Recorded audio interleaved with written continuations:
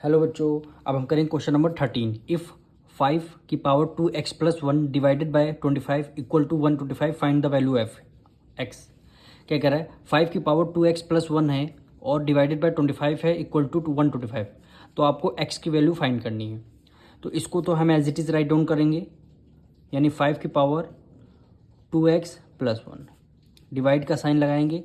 अब 25 है, 25 का हम जब फैक्टर्स निकालेंगे तो 5 मल्टीप्लाई बाय 5 होता है 25, यानी 5 को कितने टाइम्स हम 2 टाइम्स लिख दें, यानी 5 को हमने क्या लिख दिया 2 टाइम्स।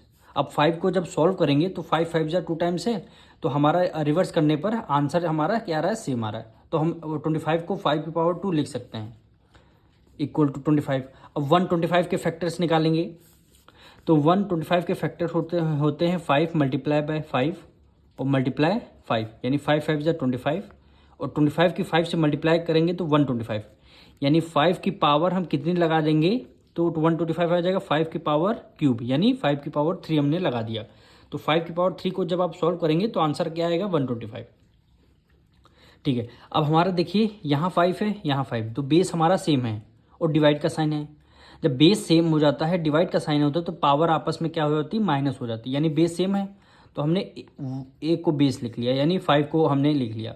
अब दोनों डिवाइड का साइन लगा है तो पावर क्या आ जाएंगी, अब माइनस में आ जाएंगी। तो यहाँ पे लिखेंगे 2x प्लस 1 माइनस 2 कर देंगे, क्योंकि दोनों बेस सेम है और डिवाइड का साइन है तो पावर माइनस हो जाती है।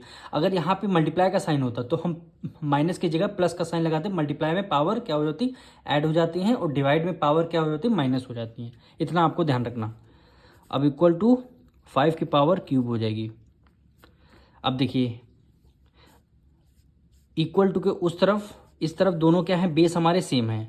जब बेस हमारे इक्वल हैं तो पावर भी हमारी क्या हो जाएंगी, इक्वल हो जाएंगी। 5 इधर भी 5 उधर भी है। जब बेस सेम है तो पावर हमारी इक्वल हो जाएंगी। तो यहाँ पे लिख देंगे 2x plus 1 minus 2 equal to, यहाँ पे कितना आ गया 3 आ गया, क्योंकि बेस हमारा सेम है तो पावर इक्वल हो जाएंगी। बेस इक्वल है तो पावर भी इक्वल हो जाएंगी। अब यहाँ पे देखिए प्लस 1 माइनस 2, इसको सॉल्व कर लेंगे, यानी 2x प्लस माइनस क्या हो गया, माइनस 1 आ गया इक्वल टू 3 आया। क्यों आ गया यहाँ -1, क्योंकि प्लस माइनस होता है माइनस, 2 में से 1 गया 1, और हमेशा ग्रेटर नंबर का साइन आता है, 2 का ग्रेटर नंबर है, 2 के साथ कौन सा माइनस का साइन, तो हमें हमने माइनस का साइन लगा दिया। अब इसको सॉल्व करना है, 2x को एज इट इज़ लिखेंगे 3, -1 उधर माइनस में है तो इक्वल टू के इस तरफ प्लस में आ जाएगा, यानी 2x की वैल्यू इक्वल टू कितना हो गया, 4 हो गया। अब 2 को इधर मल्टीप्लाई में है, ऊपर डिवाइड में लेके जाना है, यानी 4/2 कर दिया। 2 1 ज़ा 2, 2 2 ज़ा 4, यानी x की वैल्यू हमारी कितनी आ गई, 2 आ गई। x की वैल्यू जब 2 आ गई तो हमारा x क्या हो गया, आंसर हो गया। हम मिलेंगे नेक्स्ट वीडियो में।